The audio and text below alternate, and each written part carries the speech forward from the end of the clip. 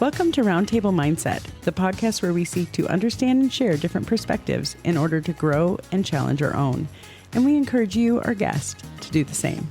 Each week we will pick a topic to discuss, sharing our own unique thoughts and insights. There will be times when we won't agree, and let's be real, that's probably going to be most of the time, and that's okay. We feel it's important to understand that we can live in this polarized world and still respect one another and even be friends.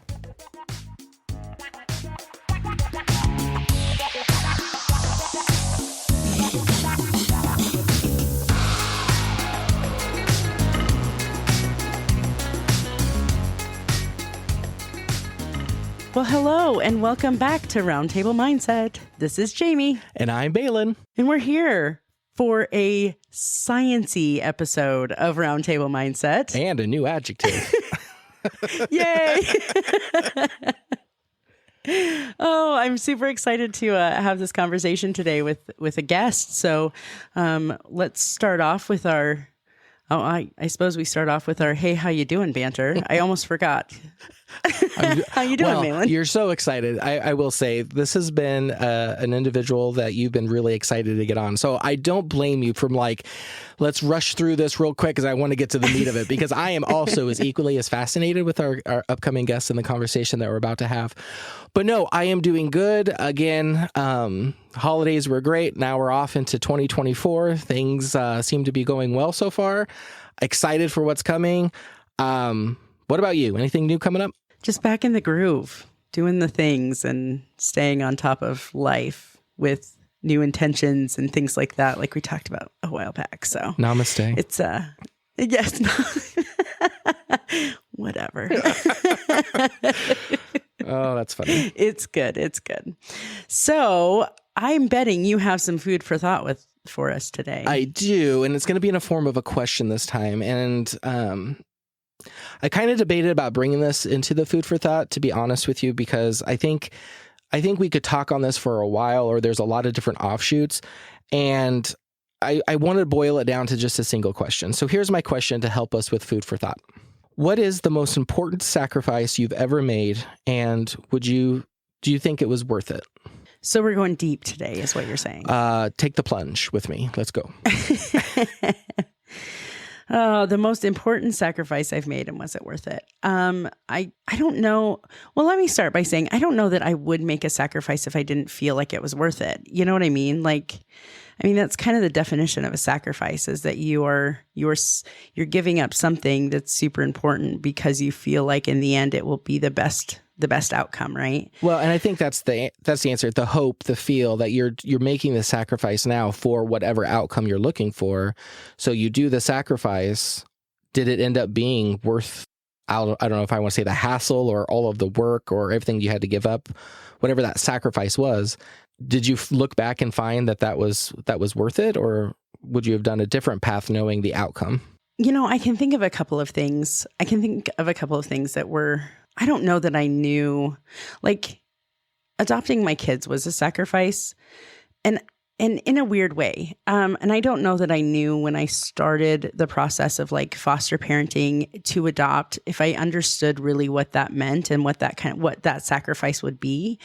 So I don't know that I guess now as I backtrack a little bit, I don't know that I knew that the outcome would be worth it, because I don't know that I saw it as a sacrifice at the time. But there was a lot of things in working through that system, and fostering so many kiddos. I lost relationships with little ones that I absolutely fell in love with. And I sacrificed privacy because I had social workers in my house every month, and I had lawyers in my house every quarter. And I sacrificed time, and sometimes work time to go to court hearings and things like that. And I can easily say that, yeah, that was probably the sacrifice that was worth the most. But I also think when my kids and I moved out on our own, that was a huge sacrifice too. And, I was really faced with a situation where it was at the time, I felt like I was sacrificing myself or what I wanted for what my kids needed. And in the end, I think I learned that I needed it too, and that I needed to be separate and have that ability to start over and build build the environment for myself and my kids. I just didn't realize that that it wasn't necessarily a sacrifice for me in the end. It was actually a benefit to me in the end too, if that makes sense. Yeah, I do. What about you? And yeah, I get what you're saying there. And I think what I love about what you just got done saying, because it kind of put into words what my mind was kind of wrapping around, which is, I think a sacrifice, if it's worth it, will be a benefit. It might be a painful way to get there, but I think at the end of it, you will have a benefit that comes from it. And that's just my own thing. When I look about my life and the things that we've had to do, there's one sacrifice, there's one pivotal moment in my life where we made a decision that has completely altered the path of my wife and I's life, with just her and I, as well as the 3 kids that we brought into this world. And that was the decision for her to be a stay-at-home mom. We talked about it at length. We didn't think that we could do it. Again, you have financial stresses, you have adjustment, you have my wife giving up her career to be focusing on the home and the children. It's a big commitment, and not saying that, if people choose not to do that, that's not a put down by any means. But for us, this meant a lot for our family and where we wanted to take our family dynamic. And I would say that ultimately it was worth it. Was it a big sacrifice? Yes. There's still parts of our life today, after 18 years from that point that we made that decision, that we're still sacrificing and things are changing. Now, you want to talk about the biggest benefit. It gave us exactly what we wanted, and that was focus time on our children. And that gave time for my wife to, create a home and take care of the kids before they went into school, be there for a home life for them when they come home from school. That was all very important to us, on how we decided we were going to raise our family. But I do want to put a moment, not to say that there's a error or shame or trying to put anybody else down. But one thing that we were not prepared for, I think, when we made that decision and we ultimately kind of took our first steps, is all the things that we would not have from that point. And in case any 3 of my kids are listening, I just want you to know it isn't completely worth it. So what I'm about to say is not in any way, shape, or form saying I regret any of these. It's just a identification of the things, an example of what this sacrifice was and the ripple effect that it's taken throughout our years. But there was a lot of times when we had to go without. So when you change your family structure, so now you're dependent on one income, that income has to stretch a lot further than what it was probably meant to do, because the world around us is changing, and it's a dual income world, really. I mean, everything requires 2 incomes. So single parents or families that are doing the same kind of thing we're doing, I think you guys understand, like, it's a big commitment, and it's a big sacrifice to make that decision. And I will say that is a decision that we have to make over and over and over again in the course of the 18 years, because life doesn't stand still. And when you add one child after another, now you have 3 mouths to feed on one income. And so my point to all of that is to say the sacrifices that we make are there ones that we have to do again and again and again. I mean, I remember we stretch our vehicles longer than they need to be. So because we don't want to just go out and buy a new one, because either we can't or we want to save the money that we do have to go to other places. Taking trips is a little bit muted. So instead of us being able to go on vacations with our kids every year, we have to find other ways to, have fun with the kids that doesn't cost a lot of money. There was a time when we were just starting off and we had just became a 1-income family, where we had to kind of decide what type of food we were going to buy, and because we had baby supplies we have to do. So again, I think when I came up with this question and I was thinking about it, that was probably the biggest sacrifice that we had to make in our lives. And it was 100%, 1,000% worth it.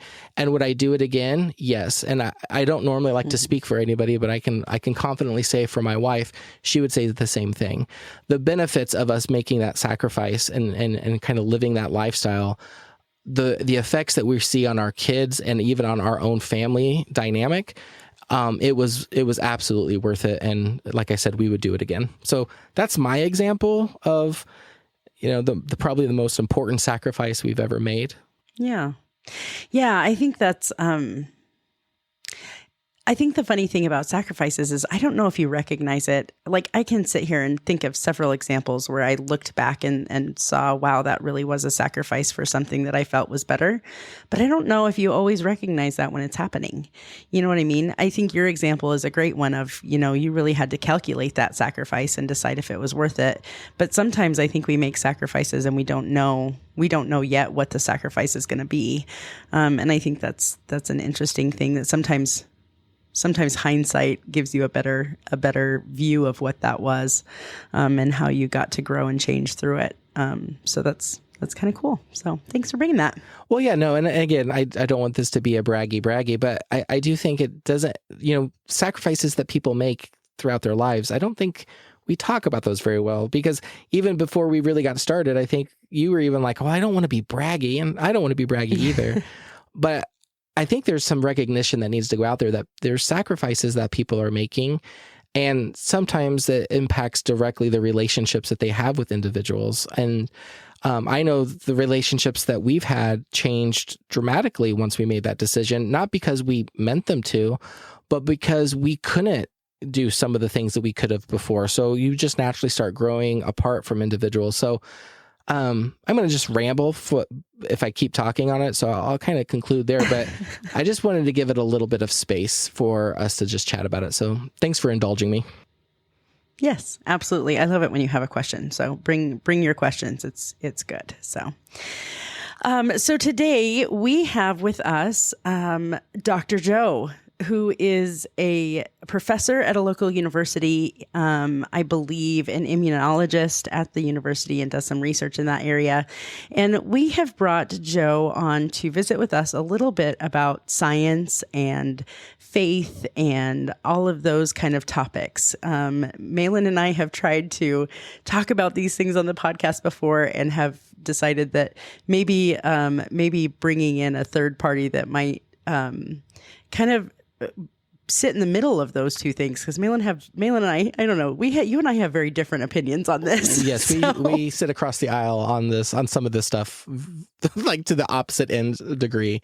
So it will be nice to have somebody else come along and maybe be a third perspective in this conversation that maybe can see a little bit my way, a little bit your way, and help kind of bridge that gap. So I am very excited and interested to meet with Dr. Joe, so we can kind of get some of the stuff aired out a little bit. Yeah. So welcome to the podcast, Joe. We're glad you're here. Thanks for having me. Yes. So tell us a little bit about your work at the university. I watered it down a lot because I don't know a ton about it, but tell us just a little bit about what you do there and what your background is coming into this conversation. Yeah, so I would say that I'm an associate professor at the University of Nebraska-Kearney. I'm in my 6th year here at UNK, and I teach immunology mainly, and I also teach advanced molecular biology, so I'm in that kind of what I like to call small biology world. Living through COVID as an immunologist was a very interesting, an interesting time. I'd rather read about it in textbooks than live through it, but that's such is life. I study peanut allergy as my research. We study specifically how sex differences impact peanut allergy. Oh, huh. That's really interesting. Well, and honestly, Joe, you're a young guy, so you very well could live through COVID and read about COVID in textbooks later. So you might get both experiences. Yes, I'm fascinated to see what happens in 30, 40 years when we look back, because I have many thoughts about that, but I'm guessing you didn't want to talk about COVID as bringing me on was for gonna this. say. That's not Well, that's a hot button topic of its own right. it is, because there is, and maybe if we have a little time, we can circle back around, because I do have some questions with some of the science that came from and through the COVID. And Jamie and I have had conversation after conversation, and it's something that's always fascinated me on how we went through that pandemic. So I don't want to derail the conversation now, but if we have a little time, I wouldn't mind coming back to that topic for just a second. Whatever you want. It's your podcast. Yeah, I was going to say, that's Joe's right. the We're coming guest back for that. Maybe we'll just do a marathon recording and do 2 episodes tonight, right? No, I'm just kidding. Settle in, everyone. All It's right. going to be a long episode. No, I'm just kidding. Yeah. Well, and I guess I'm not sure where we want to start, but I do think, if we look at the spectrum, I'm probably over here with, saying I'm, I guess agnostic. I'm an agnostic person, that I believe in science. I think science is tested and easy to follow because it's tested and true. And Malin would be, I'll let you speak for yourself. I don't want to describe it for you. That. Yeah. So I am in the field of, I think that science is very interesting. I've used the words before. Science is the study of God's miracles. To me, science is fallible, as interesting as it is. Faith, religion is infallible. So the word of God is perfection, and there's nothing in there that I could find fault in. Whereas science, I know, is a kind of a study of a variety of different things, but it's meant to change as we know more. So that's how I kind of see those two a little bit. So Joe, you get to come in and kind of set us both straight. How's that? I would say that I come at it from both perspectives. I come at it from a perspective of obviously being a scientist, as I'm a PhD trained immunologist.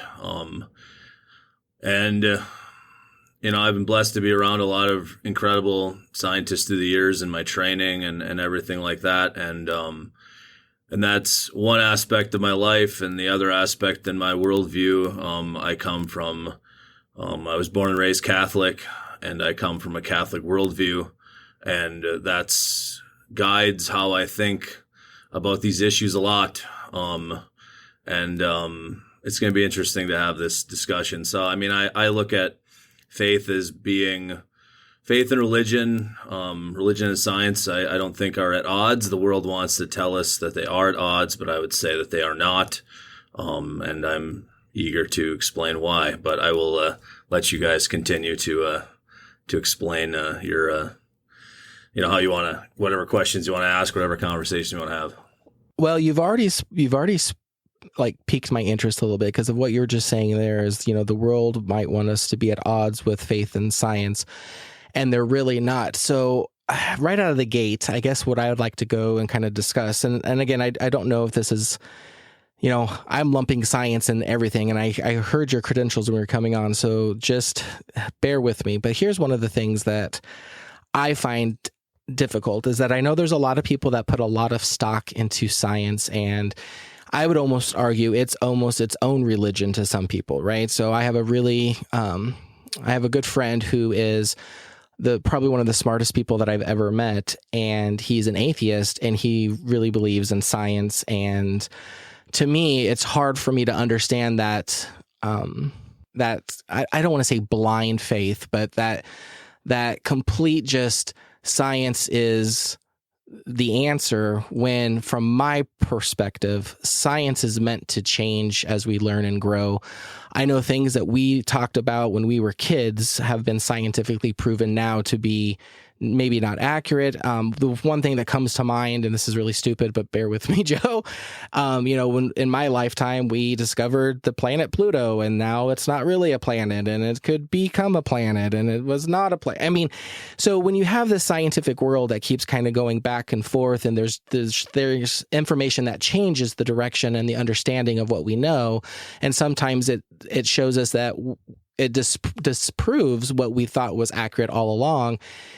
that's a part of science where I'm like, that's why it's interesting to me, but I cannot hang my hat on it like I can from my religious viewpoint. And so I'm just curious, do you have any insight into that, or how do you balance those two between being from the science community and the religious community? Do you struggle with that yourself, or how do you come to terms? I might come to terms with it because I look at it from what science is and what it isn't.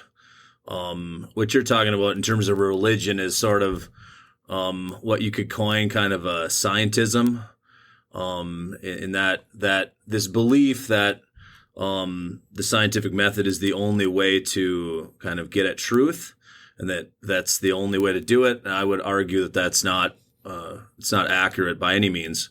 I would say that, you look at whether it's, philosophy or literature or music or art or any of these other things that you definitely can glean truth from. And some of those things don't necessarily subscribe precisely to the scientific method. In terms of the way I square to my own life, I would say that science is something that the world wants to look at things black and white, but science is this area of gray. If you look at the scientific literature, for instance, we use words in that allow us to, as I like to tell my students, to take an exit stage left. We use words like this suggests, this implies, this may not. Like, we use these words that aren't black and white, but the world wants to use this black and white philosophy, and people that subscribe to, I would say, more scientism look at the world, in my opinion, more black and white in this perspective, especially on the issue we're talking about today, in terms of just, putting religion and science, at odds with each other. But I look at it as, the science and the study is an ability for us to reveal God's creation and how he did what he did. That's how I look at this, and I always have ever since I was, a lot younger than I am today. Well, and you bring up a key word here, Joe, creationism, right? The creation. And here we go. I was going to say, because this was the area that Malin and I were like, what? I think we both kind of walked away thinking, wait a minute, how do you think that? Or how do you believe that? So I guess, one of the things that I guess I don't even know what word to use, but I have an understanding that the world is very, very old, that millions of years ago, there were dinosaurs on the planet. And, of course, no one knows how the earth was created, but I do subscribe to the Big Bang Theory. And so Malin and I, as we're trying to have this conversation, Malin had some very different viewpoints in this. And so, I'll kind of let Malin talk about what his thoughts are about like creation and stuff like that. But I'm curious where you come from as you kind of dance in between these two worlds that you are in. So Malin, tell Joe what you think about the age of the earth and creationism and things like that. So as Jamie stifles her giggles, I'm sure, at me. No, it's fine. Because we have a buffer today. Yeah, I was going to say. So here's where I'm at, Joe, is that, again, do I know exactly how old the earth is? No. Do I buy in that it's millions of years old? No. So I believe if you go back from, the creation of everything stems from Genesis. And so God created everything within 7 days. Well, actually 6 days, and the seventh day he rested. But in those 6 days, I believe that they are physical days, meaning 24-hour periods, sunrises, sunsets, like those are the days. And so when we start looking at this, and Jamie's in the camp of the Big Bang, I have a couple questions around this. So for me, I go back through the Bible, and everything's between 6 and 7, maybe even 8. So let's just say 6,000 to 8,000 years old. In that time, dinosaurs, people, population. Again, if I believe in Genesis, I also believe in all of the different catastrophic incidents that are captured in the Bible. And the other one that we talk about is the Great Flood, right? So there is where civilization had to start over again with Noah and his descendants. And so for me, I can look at this and say, yes, the earth is not this old, or is not millions of years old. And yes, we can still have dinosaurs because we had cataclysmic events that took place that allowed those big animals to die off and then get buried underneath all of this earth and turn into oil. And so I can still explain in my mind how all these things can still happen with the earth only being 6,000 to 8,000 years old. And where Jamie and I were talking is, there's a certain level of belief that I have to have in order to hold those true to myself. What I'd also argue is that, Jamie, not to talk about you like you're not here, but Jamie's point of view. I'm here. Yeah, Jamie's here. Is that she has to hold a certain amount of faith to what she believes in order for that to work as well. And for her, it's the Big Bang Theory. Now, I keep going back to something had to happen in order for things to be created. Like out of nothing, something cannot just spontaneously be. And so one of the things that I try to rationalize, and I did a really poor job, so I'm only going to make this point once, and then I'm going to let it go because I think that was where my mistake was last time, was that if I use mathematics, is there ever a time where you could start off with nothing and multiply that to any other number to all of a sudden get something out of there? And that's kind of where I'm stuck, is to say, the Big Bang Theory, everything has to start at some point. The building blocks, even if you can say two different pieces of material collided together and that's what ignited the Big Bang, those materials had to come from somewhere. So that's where in the science community, that's where it kind of leads me to say that they can't explain that. My religious side of me can explain that, and it makes perfect sense because the way the earth and the way the universe and our DNA and all of the cells and all the organisms that's within this planet all have order and all have like a system around them and have a purpose. And to me, that's just an indicator of intelligent design. And so my belief that's God. God created all these things to be that way. So I've just built a whole bunch all over you, but really the crux of it is creationism versus evolutionism. How can there be, with the scientific evidence that we have now, how could, from my point of view, how could anybody believe in evolutionism versus an intelligent design in creationism? Yeah, so I would say a couple things. Well, probably a lot more than a couple things, but it's all yours. Take it. So first of all, I would say that I think you can square both those things. So I'll go at the first point, which is the Genesis. So yes, the Genesis story, Genesis 1, God created everything in 6 days, rested on the seventh. And so what I would say is I look at that. I'll take a step back. From my Catholic worldview, the Catholic Church does not have a official church teaching on this issue. In fact, they're very open to the scientific evidence. But that's because the church views Genesis 1 as not to be taken literally in this 7 24-hour day time period.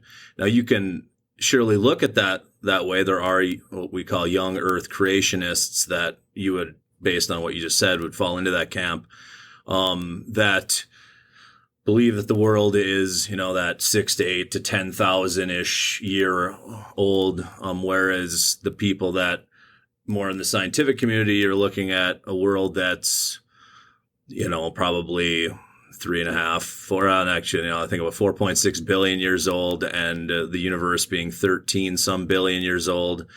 But I look at Genesis, to go back to that, as not a literal, taking it literally word for word in terms of the 24-hour period. I look at it as a story that allows us to understand that God created the world and everything in it, and everything was good, very good, especially humans made in his image and likeness. So that's where we start this discussion. Now, if you look at the specific intent of the author, in my opinion, in my reading of it, on day one, it says, that God created, said, let there be light.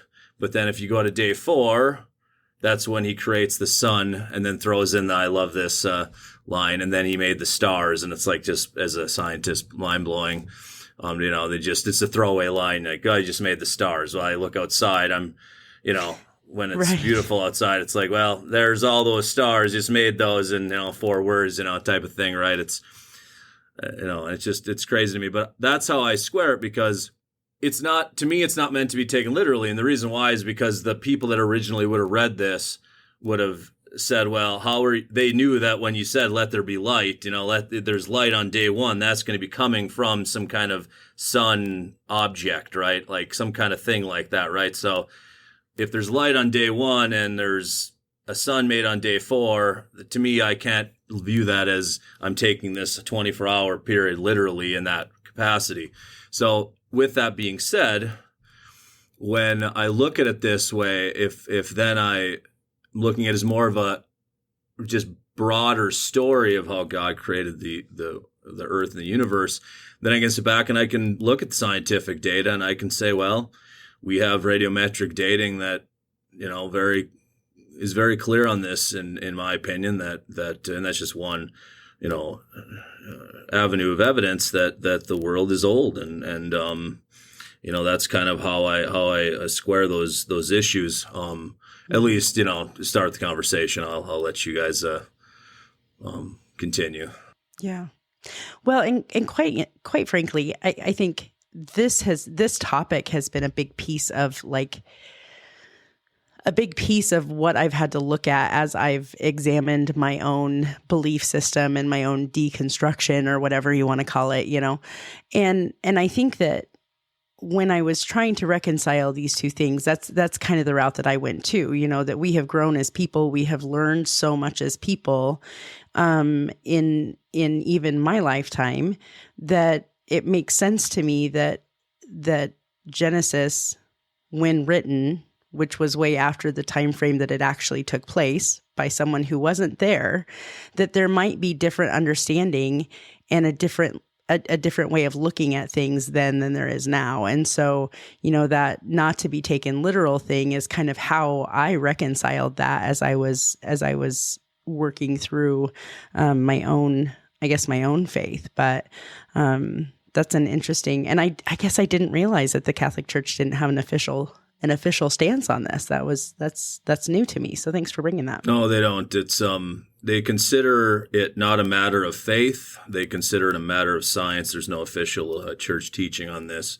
Although if you look at the Pope starting with about 1950-ish and moving forward, I think it's Pope Pius XII in 1950 kind of reiterated that he was a big proponent of the Big Bang Theory. And then you've got, even as recent as Pope Benedict XVI has a book on creation. And he's very science oriented in terms of just believing in the science. But that being said, the church has room for people that believe that, in the young earth thing. I mean, I look at it from I look at it from my perspective in the data, and it's hard for me to ignore I don't know. I'm trying to be charitable in terms of the there's a lot of data that suggests very strongly that the world is not very, very young. But I understand, when if you look at the Bible literally, and you look at it, in terms of and you count the numbers of, you look at Genesis especially, and these people that lived, all these, hundreds of years old. And I always think that's really a fascinating read. Anyway, it's yes, I fully understand where that could be the perspective, but that's not how I view that book in the Bible.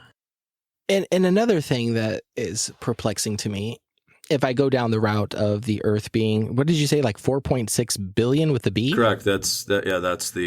That's what the scientific community would say, and the universe is 13-ish billion years old. Yep. So another thing it's challenging me with that is that in 4.6, I'm not going to be able to do the math, so just bear with me. At 4.6 billion years, we've come as far as whatever civilization looked like in, whatever primitive civilization from the earliest recording history to now. And so in 4.6, 4.5 and some odd years, you know what I'm trying to say, what took place or what transpired that all of a sudden in the last 1,000 years, we really started like picking up steam and we really started advancing. I mean, if we've had 4.6 billion years, does science give you an idea of how old humans are within that timescale?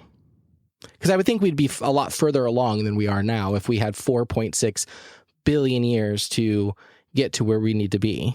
Yeah, I think the last time I looked this up, and I could be corrected, but I think, humans the way we know it have been around 10,000, 15,000 years, like Homo sapiens, if I remember right. It's been a while since I've looked at those specific numbers, but I mean, the human race as we currently know it has not been around for 4.5 billion years. It's been around much shorter than that. But that's the course of evolution, and we can get to evolution, but that's that. Well, I was going to say that's interesting because that time frame does jive with what Malin is saying much closer than what our previous conversation said. I think it was interesting because I wrestled with this a lot when I was much younger. And I was talking to my dad about it, and my dad is a very scientifically minded man. I appreciate that about him. Very logical, very, very scientific method. My dad is. And he told me once, he said, Jamie, and it was because I was having a debate with a friend. Gosh, Malin, it might have even been you, talking about like in fourth grade or something. No. But we were talking about dinosaurs and how, I feel like the conversation was someone was telling me that dinosaurs aren't real, that never happened, because it's not in the Bible. And so I'm like asking my dad about it. I'm like, but there are like fossils, you can find bones of dinosaurs. And I was really trying to figure this out. And he said to me, Jamie, I think it's really simple to explain. The Bible is it's not a comprehensive accounting of everything. The Bible is meant to be an accounting of a people and their relationship with their God. And that helped me kind of put those things together to say, okay, maybe it's not, dinosaurs aren't mentioned in the Bible. And maybe, it opened my mind up to say that, and maybe it is that I just from a young age didn't believe in the literal interpretation of the Bible, but it really did help me understand how those two things could exist at the same time. But then, then we come back to a conversation between Malin and I, and that is a different take on that. So I appreciate and find it interesting that 10,000 years does drive much closer, which to me, I'm balancing this out in my head with what I've come across as and Malin, you ask about kind of the advancement of civilization and all that stuff. I would say, like, we can look at 1,000 years, and I'd go back and say, like, I don't know. I tend to think that some of the things that we're doing nowadays that we didn't do 20 years ago, probably not the greatest things we've been doing. So anyway, we can go back 1,000 years, or whatever, 2,000 years. That's fine, but. I normally am thinking about what's going on in the last 20, personally. Well, even if you look in the last 20, I think the age, my lifetime, right, which I'll just say less than 50 years, the advancements, right? Like I remember as a kid looking at these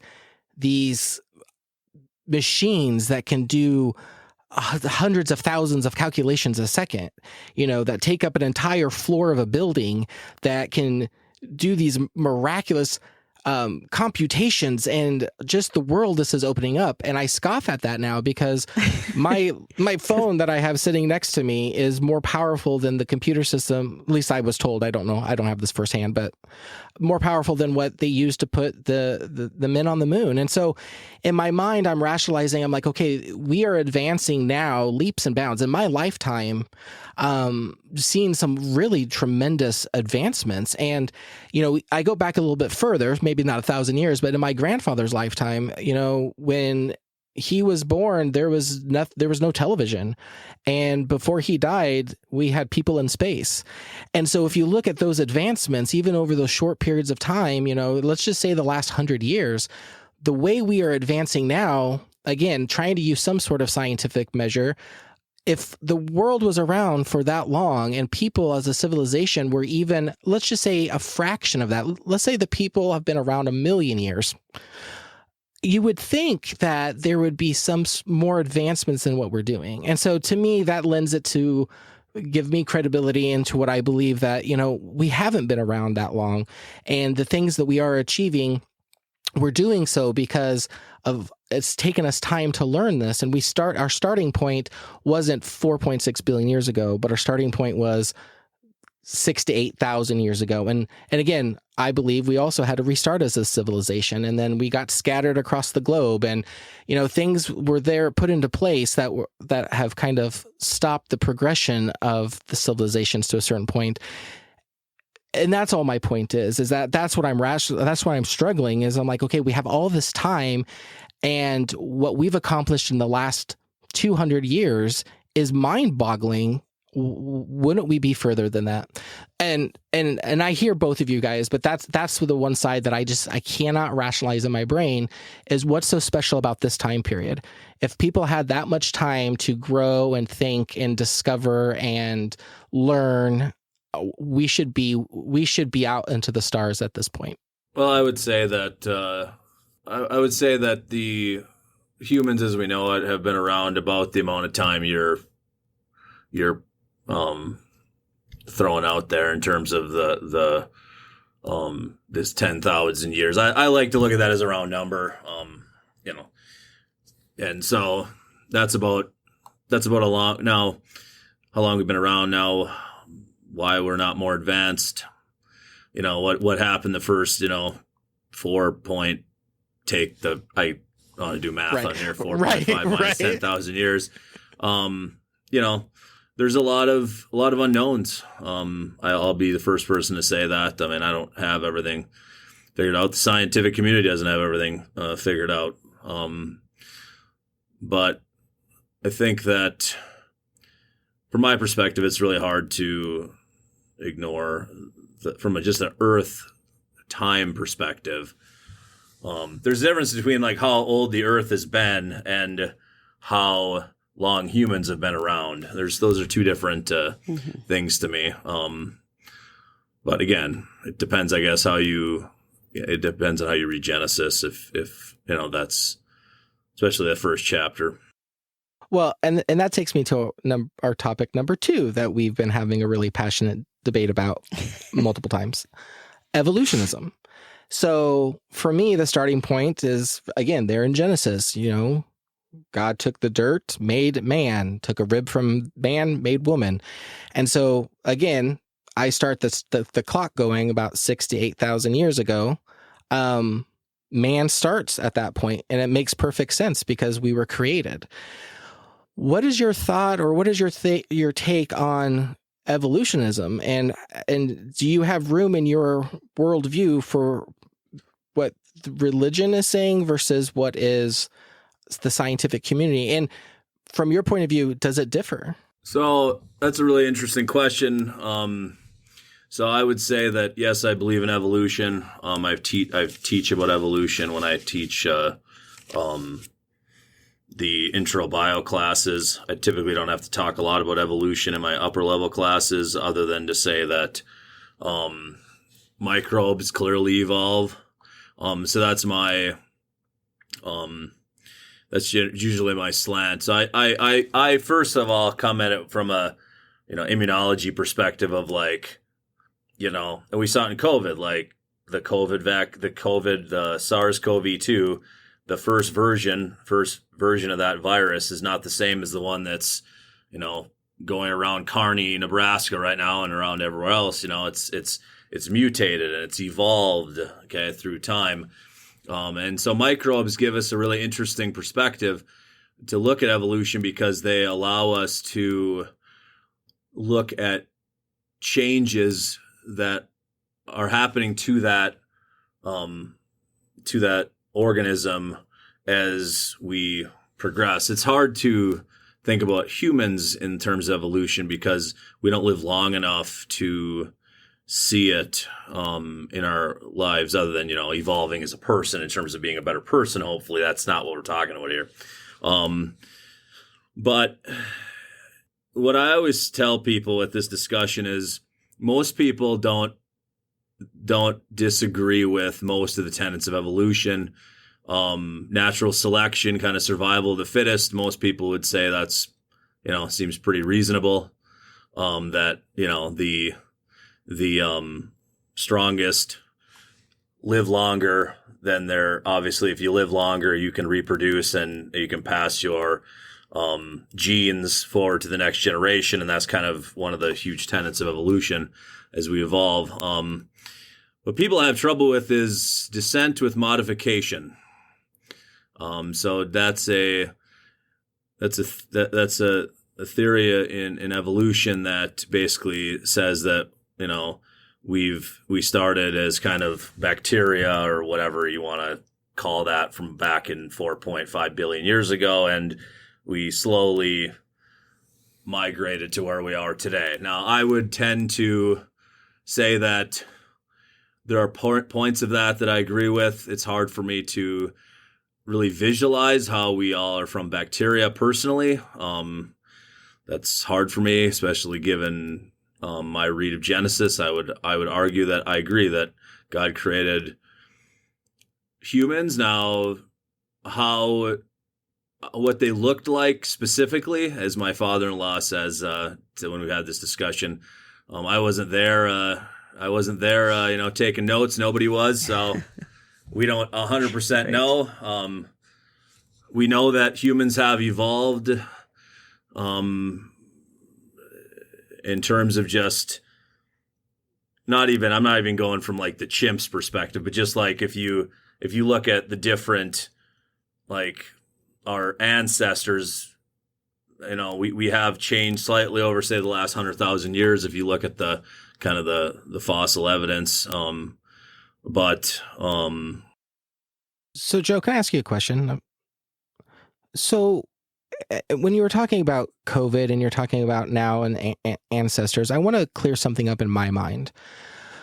How would you differ, like mutations in viruses to adaptability versus evolution? Because maybe that's what will help this conversation is I see two things. I see there's adaptability, like people can adapt to environments, to surroundings over time, maybe.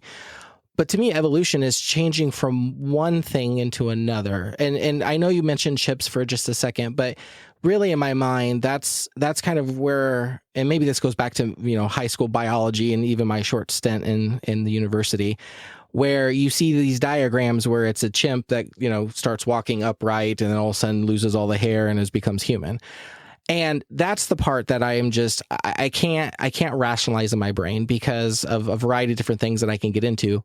But for my first question is, what is the difference when you're talking about these things in your mind between adaptability and evolution and mutations? Yeah, so mutations would be what drives this whole process. So that's probably the most straightforward way for me to explain it. Mutations, we're talking about DNA mutations that are going to lead an organism to either gain or lose an ability to have some kind of trait. Obviously, there's gaining or losing. A lot of mutations, nothing happens, right? Except for the fact that it sets the stage for the next mutation, which can be confusing too, but I like to look at it from positive or negative, and most mutations I would say are either neutral or they are negative. Positive mutations are a lot harder to come about, just looking at the scientific evidence. But the idea is that a positive mutation would allow something to gain an ability that it didn't have before. And when that happens, then that is able to survive and adapt to their environment. And that whole process of what we're talking about, yes, we're adapting, but that whole process fits under the realm of evolution, in the sense of that we're evolving. And I get what you're saying. I understand that, we have a new species that takes a long time, to develop. That's through a process called speciation. And we have some evidence that happens, especially when I'm just trying to keep it as simple as possible without getting too in the weeds. Oh, but I appreciate that. but like when you take populations and you force them to have certain diets or force them to be separated, then over time they have to adapt to their new environment. And when that happens, and a lot of time there's different ways, but if they're separated, say, by a mountain or something where they can't, or a valley where they can't, or an island, where they can't go back to where they were before, they are forced to change and adapt to that environment. And over time, that can lead to a new species. So we have evidence of that, and that's now how that fits into the whole God created everything. I look at it as, again, God created everything.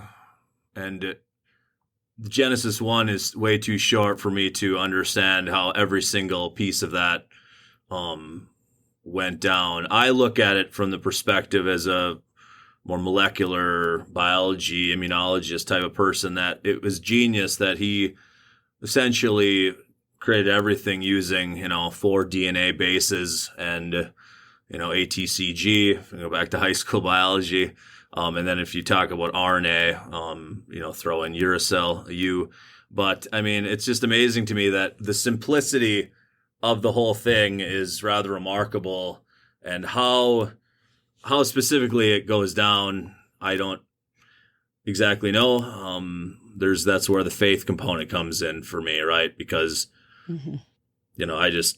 I wasn't there. So, and Genesis would be a lot longer if he tried to the author tried to describe every single thing that happened.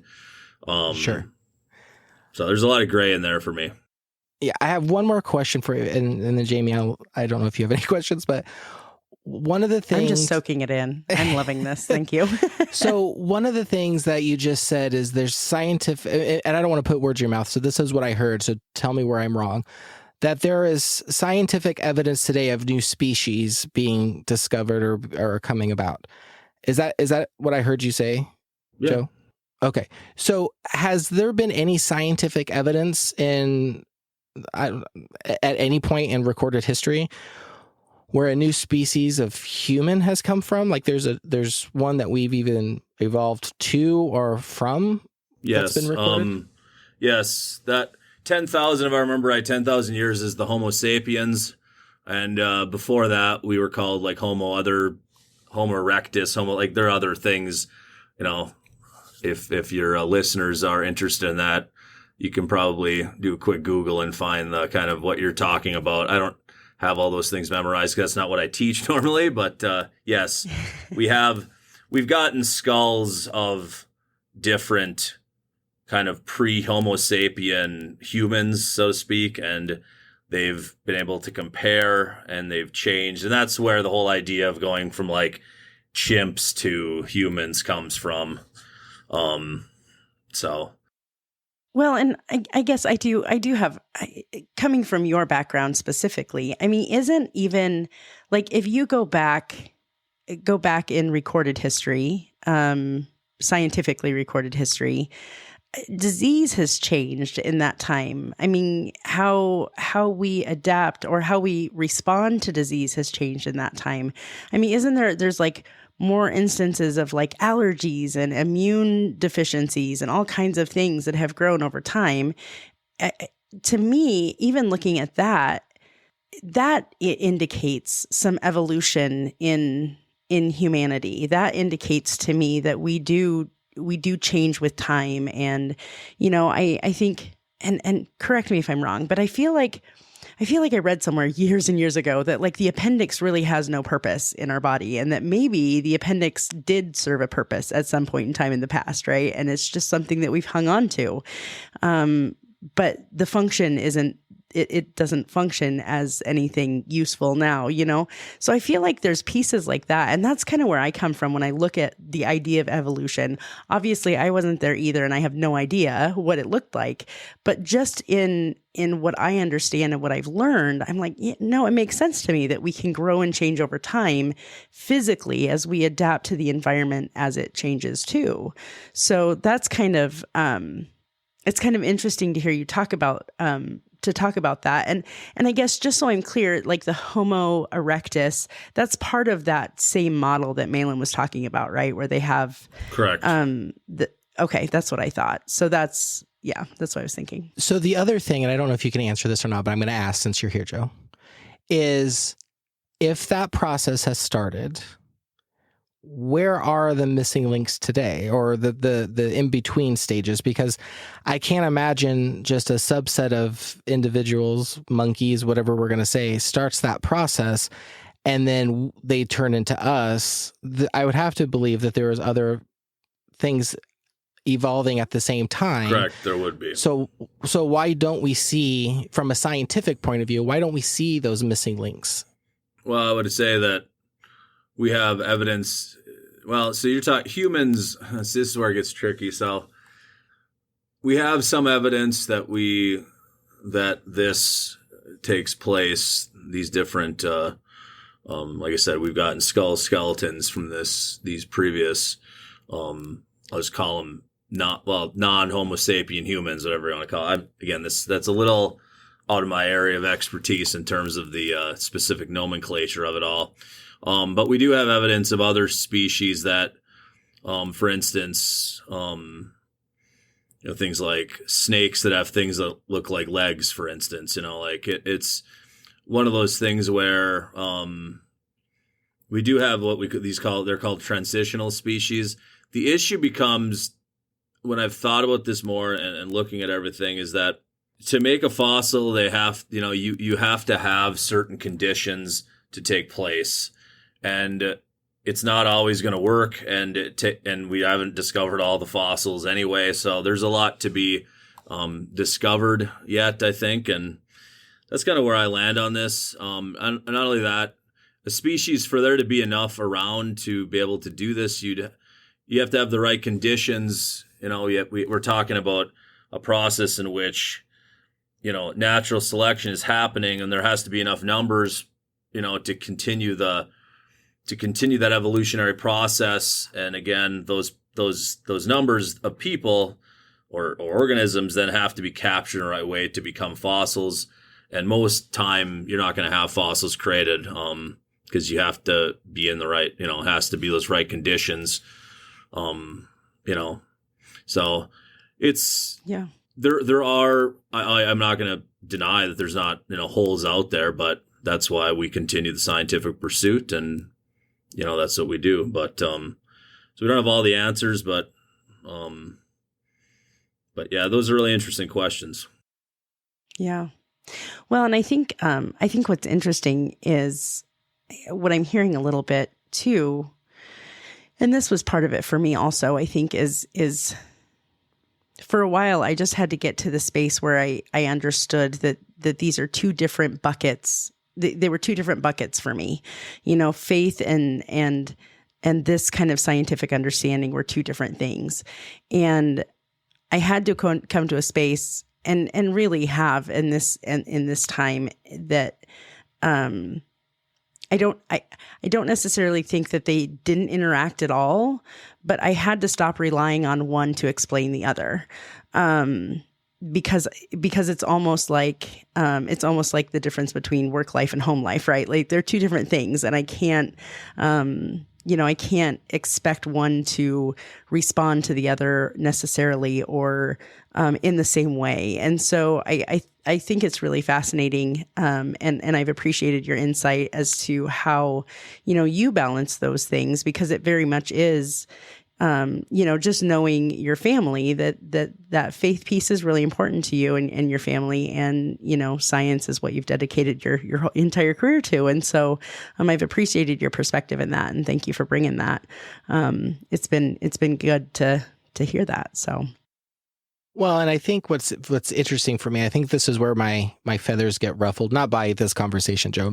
I'm just going through my mind, is building off of what you just said, Jamie. If they're kept separate, I almost think I could live there. I wouldn't like it, but I think I could. But I think what I find hard to swallow is when science is when they become at odds with one another, and when one contradicts the other, that's where I have a problem.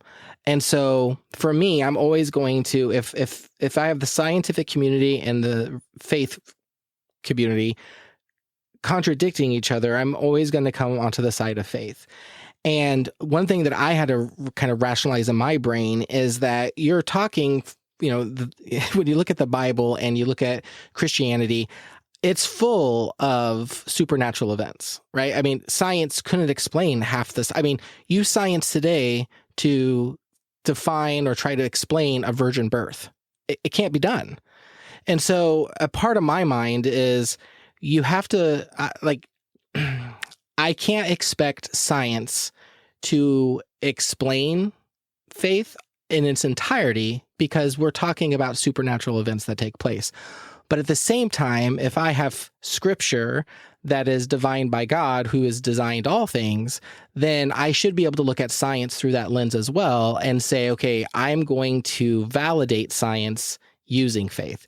But it's when they contradict each other, that's where I have my biggest concerns and my biggest issue. So I do find it fascinating, Joe, that you have both and your life has both. And again, I don't know you from this podcast, and I find that very remarkable. But I just kind of wanted to put that lens out there for the three of us to kind of just mull over. But no, I mean, I would say that I'm a steadfast believer that science and religion are not in competition. I think that you ask what's changed. I think that's what's changed in the last 100, 200 years. I think it was accelerated a lot by Darwin and the whole idea of, on the origin of species, all that. Although I will say that the idea of an old world, the idea that kind of evolution, Darwin gets the credit for a lot of the evolution stuff, but those kind of ideas were around before Darwin. But what's changed is we try to put them in competition, and they're not. And I think that the thought is wrong that, as science advances, religion must be wrong. Like, to me, that's not really helpful. Why? Because science is good at explaining, what or how type of questions, right? Where religion asks a very fundamentally different question, which is the why. Why? Right? Yeah. I love that. And that's a huge thing to remember in all this discussion is why is not something that science is really great at understanding, because at the end of the day, when you look at science, you use science to analyze, explore, experiment on things that you can kind of look and see in the world around us, right? I can't use those same kind of methods when we talk about God and what he did, right? Oh, maybe a little bit what he did, but we just look at God in particular, or the things you're talking about, these supernatural things, virgin birth, resurrection, all these things, right? Things like, you look at what the apostles did and Jesus turning water into wine and all these things, right? That's stuff that is really difficult to use a scientific method on. Why? And that's because God is the reason, if you have faith and you believe in a creator, he's the person that started this. I'm a big fan of Bishop Barron, who talks very eloquently on this subject. And he was watching a YouTube video of his, and when he said, you know, he looks at this whole discussion as sort of like, take a novel series such as like Harry Potter.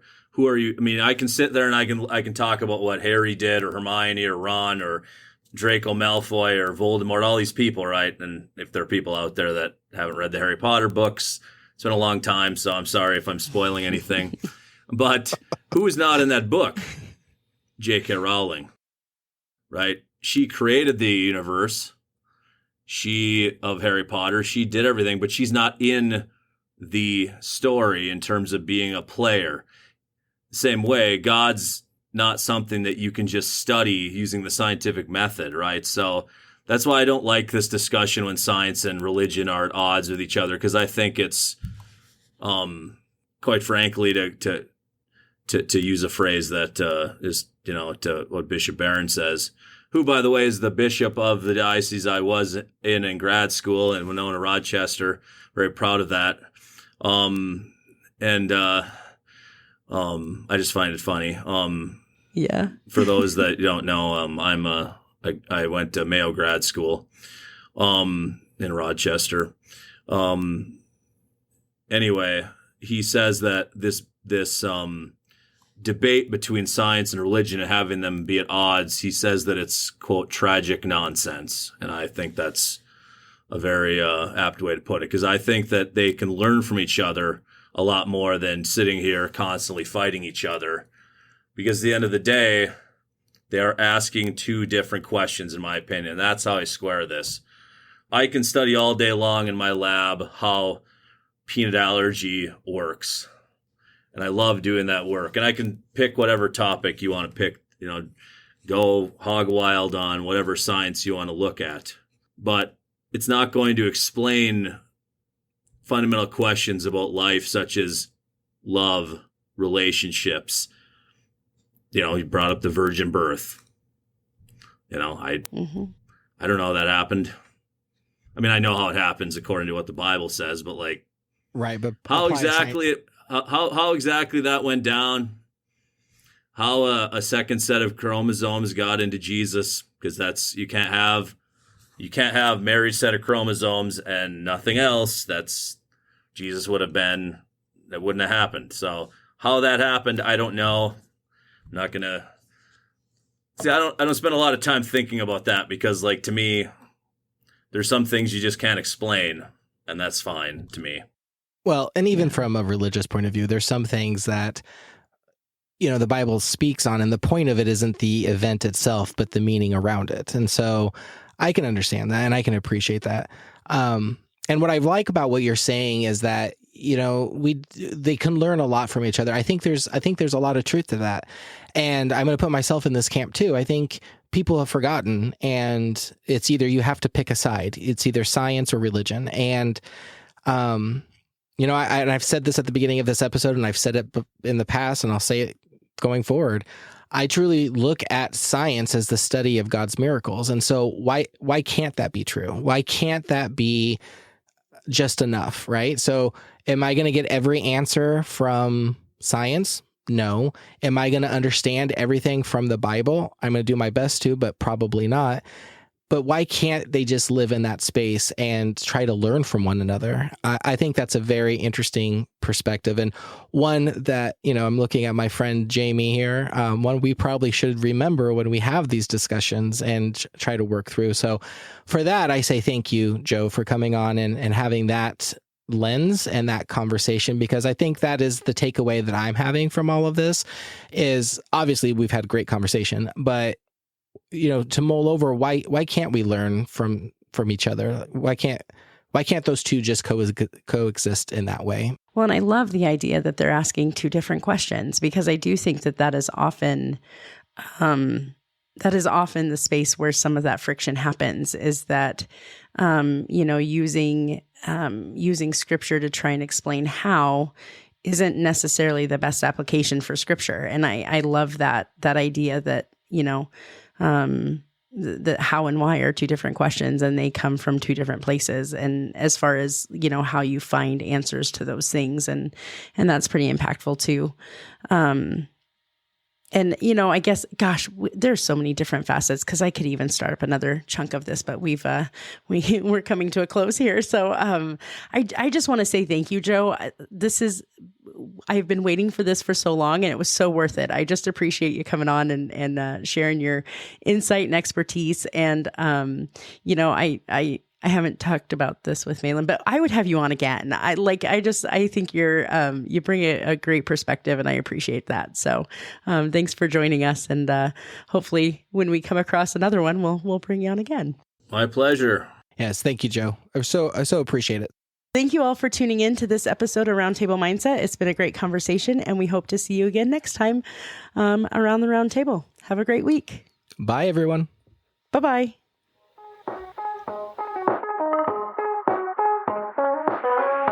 This podcast was recorded and edited by Jamie and Malin. Music by Famous Cats. If you have a topic you'd like us to discuss, please email us at roundtablemindset@gmail.com. Text or call us at 402-819-8999 or join the conversation on Facebook at Roundtable Mindset Podcast. And never miss a new episode by making sure you like, subscribe, and share wherever you listen to podcasts. Thanks for being our guest today. See you next time at the Roundtable. And remember, your opinions and perspectives matter and are appreciated, but might not always be shared by others, and that's okay.